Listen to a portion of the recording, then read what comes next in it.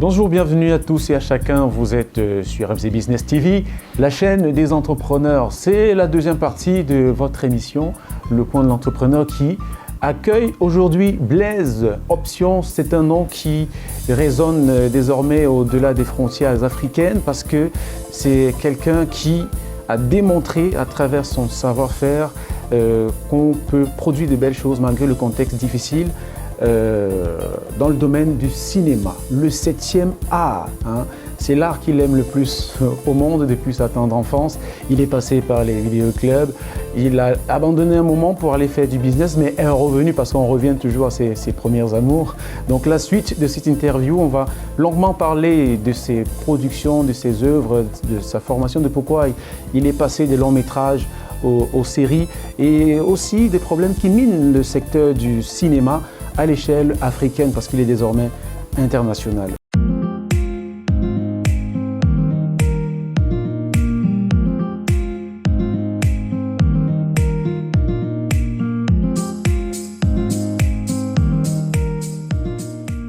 Alors, bienvenue Blaise Option. Merci. Il y a 2 jours, nous parlions de Conséquences Tribales, qui était votre tout premier bébé. Qui a eu un accueil mitigé. Pour les profanes que nous sommes, c'était super, mais les critiques ont vu qu'il y avait des manquements. Du coup, vous êtes rentré vous former, vous êtes inscrit en ligne pour suivre une formation dans une école canadienne. Parlez-nous de cette expérience-là. Je m'inscris en ligne pour me former, ce n'est pas après Conséquences, c'est après engagement mortel. D'accord. Parce que j'ai fait Conséquences Tribales, j'ai fait engagement mortel. Bon. J'entends auprès de mes collègues plus professionnels que moi que le film a des manquements. Et moi aussi, quand je regarde le film, je constate qu'il y a trop de choses que je ne maîtrise pas encore. Oui. C'est où j'ai décidé de me former. Je me suis inscrit à Cinéco Canada, oui, où j'ai fait une formation de 6 mois en réalisation cinéma. D'accord. Ouais. Bon, c'est après cette formation où j'ai fait les courts-métrages, des cours. J'ai fait Feu de l'amour, Secret conjugal et L'épouse d'Android. D'accord. Ouais, c'est les 3 courts-métrages que j'ai fait pour les notes en réalisation. D'accord. Bon, après les 6 mois, il est vrai qu'il était précis que je devais aller au Canada faire encore 3 mois de stage et avant d'avoir mon diplôme de réalisation. Bon. Oui. Je n'ai pas voulu parce que j'avais déjà ce que je voulais. Moi, je voulais juste avoir une base de réalisateur. D'accord. Je n'étais pas à la recherche d'un diplôme académique. Pour prouver quoi que ce soit acquis. C'était juste, je voulais avoir une base de savoir ce que je fais. Exactement. Parce que les premiers films, d'ailleurs, vous les avez écrits en suivant juste votre intuition. Voilà. Est-ce que Cauchemar Vivant sort après la formation? Oui. Cauchemar Vivant, j'ai fait Cauchemar Vivant après manipulation fatale. Oui. D'accord. Oui. Qui est un succès cette fois-là. Oui. Qu'est-ce que la critique dit cette fois-là? Cauchemar Vivant, non, après ma formation, juste après la formation, le tout premier film que j'ai fait, c'est Miranda. Miranda. Ouais. Oh, ouais. Miranda, c'est vraiment mon premier film après ma formation. Je fais Miranda, après je fais Manipulation fatale, une série de 28 épisodes, et j'ai fait donc Cauchemar Vivant. C'est Miranda qui a eu un succès terrible parce que Miranda a été sollicité par plusieurs chaînes de télévision. C'est passé dans plusieurs chaînes de télévision. Oui. C'est passé aussi, surtout aussi aux écrans noirs. Oui. Miranda, c'était même presque. Tout le monde s'attendait à ce que ça gagne le prix de meilleur film camerounais aux écrans noirs. Bon, comme il y a aussi, je ne suis pas seul au Cameroun qui fait bien. Ouais, donc, Miranda a eu un succès. Jusqu'à présent, Miranda, c'est mon film qui a eu plus de succès parmi toutes les productions. Ah, pour ce qui est des courts-métrages? Non, des longs-métrages. Oui, des longs-métrages, j'aurais dû dire. Mais tu ne t'arrêtes pas là? Oui, après Miranda, je décide de faire la série Manipulation fatale. Voilà. Oui. Mais je fais la série, pourquoi? Parce que je ne suis pas trop série en fait. Je ne suis pas trop série. J'aime plus les longs métrages, j'aime voir un film qui est dessus. Mais je fais la série parce que je me rends compte que, parce qu'avant tout, il est vrai, le cinéma c'est ma passion, mais je dois aussi vivre de ce que je fais.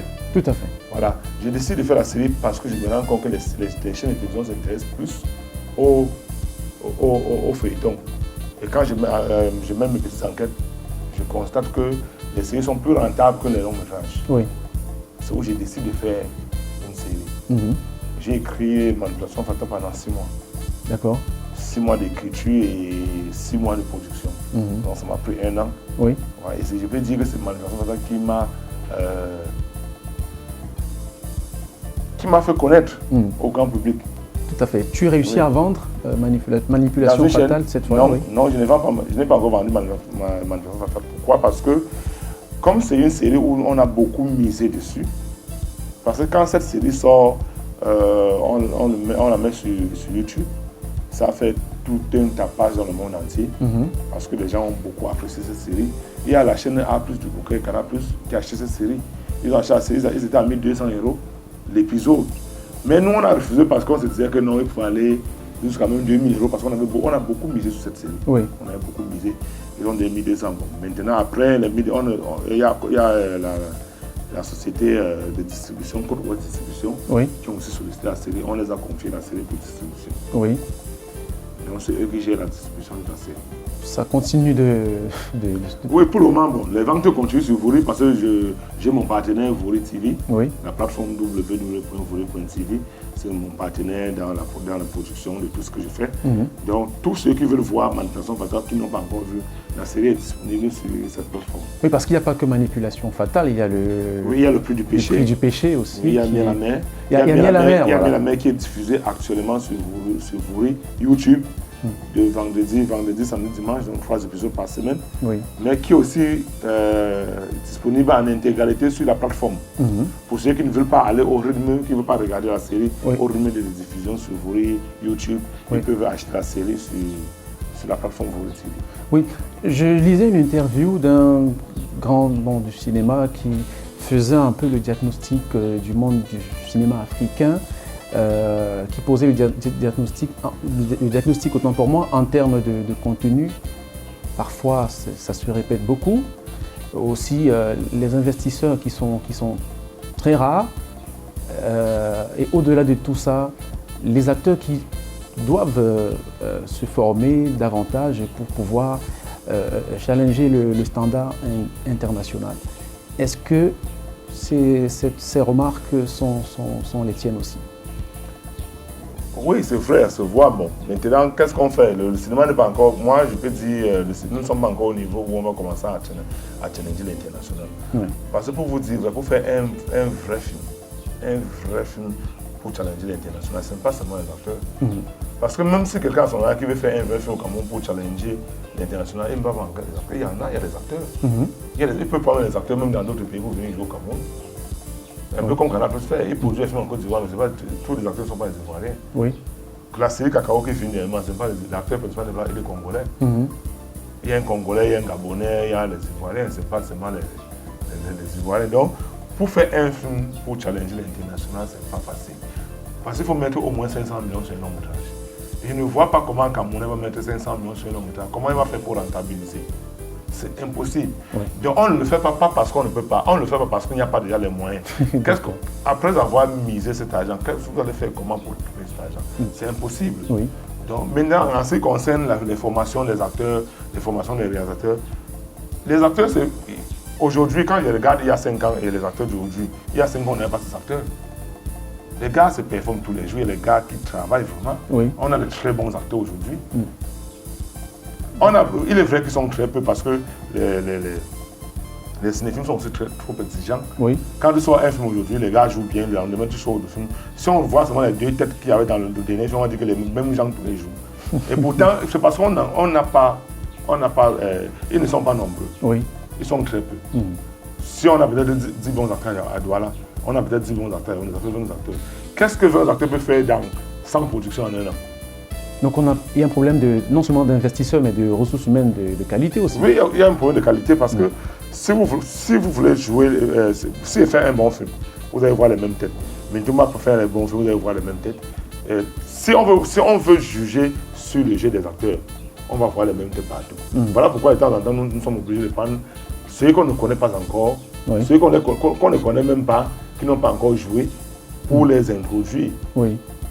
Pour que ça change un peu. Mais Par moment, on regrette parce que le retour est très mauvais. Le retour, parce que quand vous lisez les commentaires sur un nouveau acteur qu'on vient de mettre, ce que tu as mis dans une production, tu regrettes pourquoi tu l'avais pris.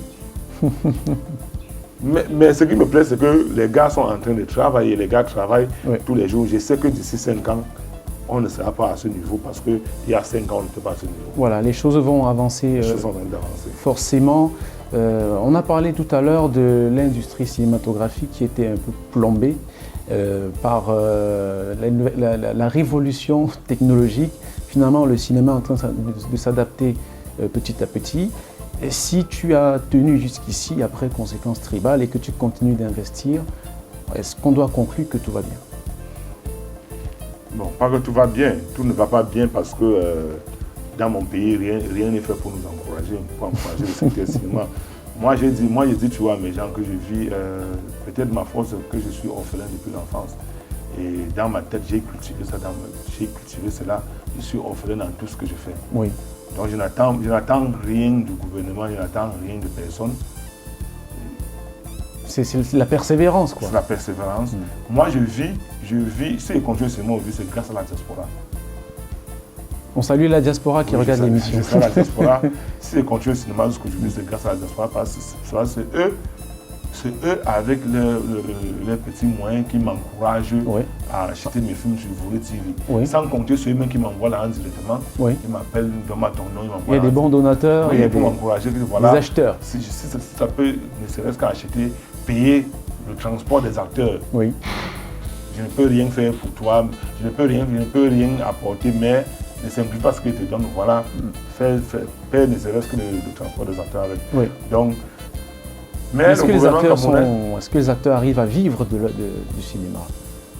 Parce que beaucoup se plaignent. Oh, ce sont très bons acteurs. Aujourd'hui, il y a des acteurs qui vivent du cinéma, mais qui ne sont pas aisés. Parce que s'ils vivent du cinéma, il faut bien vivre. Tu vois, les gars jonglent. Bon, moi, je peux dire ceux qui réussissent plus, c'est les femmes. Parce que les femmes ont des avantages que les hommes n'ont pas. Lesquels? Je dis les femmes. Oui, quand il y a des avantages, de quel avantage? Elle a peut-être son gars qui s'occupe d'elle et les petits sous qu'elle gagne dans le cinéma, c'est un plus. D'accord. Mais un homme qui s'occupe de deux personnes, ouais. Mais, moi je dis ceci, parce que aujourd'hui on paye quand même, avant on ne payait pas. Oui. Parce que je prends un exemple, si quelqu'un joue dans ma série, peut-être pour 3 mois, je prends un exemple, et qui touche 500 000 francs. 500 000 francs pour 3 mois. Oui, pour 3 mois, c'est un exemple. Oui. Quand quelqu'un comprend ça, il dit que non, ça veut dire qu'il peut bien vivre de ça.